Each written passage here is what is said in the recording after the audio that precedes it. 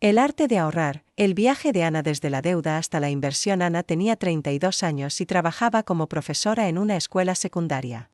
Siempre había sido una persona responsable en su trabajo, dedicada a sus alumnos y apasionada por la enseñanza. Sin embargo, en su vida financiera la historia era completamente diferente, sus cuentas estaban siempre en números rojos. Cada mes, cuando recibía su salario, lo primero que hacía era pagar su tarjeta de crédito. Pero apenas terminaba de hacerlo, volvía a usarla para cubrir gastos básicos como comida, transporte o imprevistos. Ese ciclo parecía no tener fin. En total, acumulaba casi $15,000 en deudas entre tarjetas, un préstamo personal y cuotas pendientes de un coche que había comprado sin calcular bien los intereses. Para Ana, el dinero era una fuente constante de estrés. Se sentía atrapada en un laberinto sin salida. El punto de quiebre: un sábado por la mañana, mientras revisaba su buzón, encontró un aviso de la entidad financiera: si no pagaba al menos el mínimo de su tarjeta en los próximos 5 días, sería reportada al buró de crédito. Ana se sentó en el sofá con el papel en las manos y lágrimas en los ojos. No podía seguir así. Sentía que, aunque trabajaba duro, el dinero nunca era suficiente. Fue en ese momento de desesperación cuando recordó algo que le había dicho su padre años atrás: el problema no es cuánto ganas, hija, sino cómo lo administras.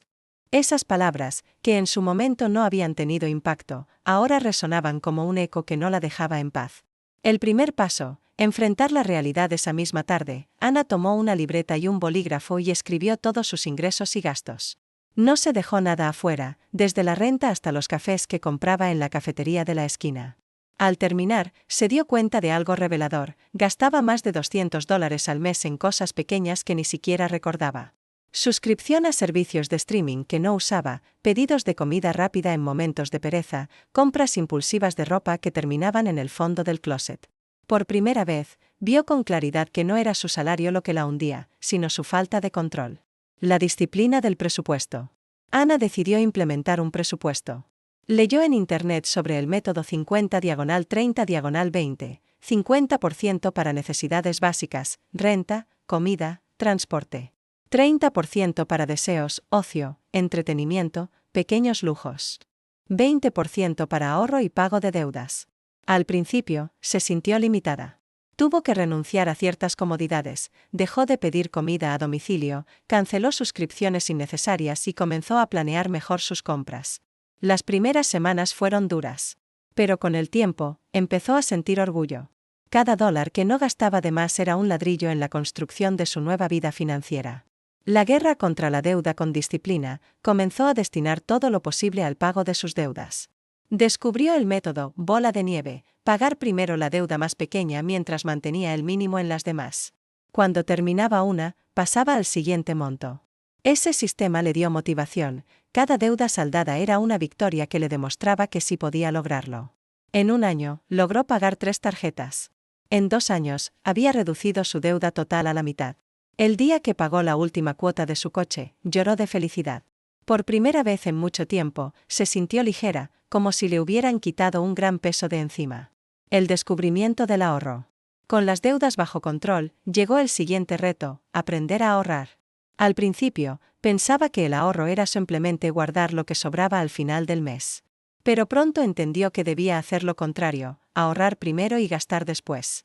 Automatizó una transferencia de $200 a una cuenta separada apenas recibía su salario. No importaba qué pasara, ese dinero estaba destinado al ahorro. Con el tiempo, su fondo fue creciendo. Llegó a los $1,000, luego a los $5,000 y después a los $10,000. Cada cifra alcanzada era un símbolo de disciplina, de paciencia y de confianza en sí misma. El salto hacia la inversión. Un día, una amiga le habló de la importancia de invertir. Al principio, Ana sintió miedo. Recordaba historias de personas que habían perdido todo en negocios arriesgados o inversiones mal hechas. Pero en lugar de dejarse paralizar por el temor, decidió educarse. Compró libros de finanzas personales, tomó cursos gratuitos en línea y empezó a seguir a expertos que explicaban de manera sencilla cómo funcionaban los mercados. Descubrió los fondos indexados, una forma segura y diversificada de invertir sin necesidad de ser experta. También aprendió sobre los bonos del Estado y las cuentas de ahorro de alto rendimiento. Con cautela, comenzó a invertir pequeñas cantidades. Mes tras mes, veía cómo su dinero crecía, y ese proceso la llenaba de entusiasmo. La transformación de la mentalidad más allá del dinero, lo que realmente cambió en Ana fue su mentalidad. Antes se veía a sí misma como una víctima de las circunstancias. Ahora, se sentía protagonista de su historia. Entendió que ahorrar no era un sacrificio, sino una inversión en libertad. Cada dólar que guardaba era un paso más hacia un futuro sin cadenas. También se dio cuenta de que el dinero no era un fin en sí mismo, sino una herramienta para alcanzar sus sueños. Soñaba con viajar, con tener un pequeño departamento propio y con dedicarse algún día a escribir libros para ayudar a otros a manejar mejor sus finanzas. El impacto en su entorno. Sus amigos comenzaron a notar el cambio. Ya no era la Ana estresada que siempre se quejaba de las deudas, sino alguien más serena, más segura. Cuando le preguntaban cómo lo había logrado, ella compartía su historia sin reservas. Incluso empezó a dar pequeños talleres de educación financiera en su escuela, enseñando a sus alumnos y a otros profesores la importancia de ahorrar y planificar. Ese impacto multiplicador fue para ella la mayor recompensa, sentir que su transformación personal podía inspirar a otros. La libertad alcanzada.